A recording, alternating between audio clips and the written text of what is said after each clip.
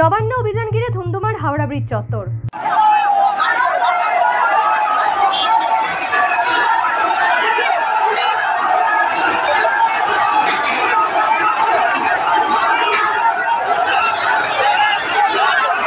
পশ্চিমবঙ্গ ছাত্র সমাজের ডাকে নবান্ন অভিযান ঘিরে ধুন্ধুমার কাণ্ড হাওড়া ব্রিজ চত্বরে।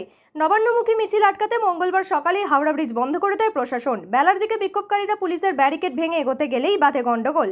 অভিযোগ, বিক্ষোভকারীদের হঠাৎ পুলিশ লাঠিচার্জ করে। বিক্ষোভকারীদের ছত্রভঙ্গ করতে পুলিশ জল কামান ছোড়ে, এমনকি পুলিশ টিয়ার গ্যাসের শেলও ফাটায়। সব মিলিয়ে তুমুল উত্তেজনা হাওড়া ব্রিজ চত্বরে। বিক্ষোভকারীদের দাবি, মমতা দিদি ভয় পেয়েছে, তাই পুলিশ ব্যারিকেড করে তাদের আটকানোর চেষ্টা করছে। তাদের দাবি, যেখানেই পুলিশ আটকাবে সেখানে তারা রাস্তায় বসে পড়ে বিক্ষোভ দেখাবেন। বিক্ষোভকারীদের হুঁশিয়ারি, মুখ্যমন্ত্রীর পদত্যাগের দাবিতে তাদের আন্দোলন জারি থাকবে। মমতা দিদি ভয় পেয়েছে, মমতা দিদি ভয় পেয়েছে।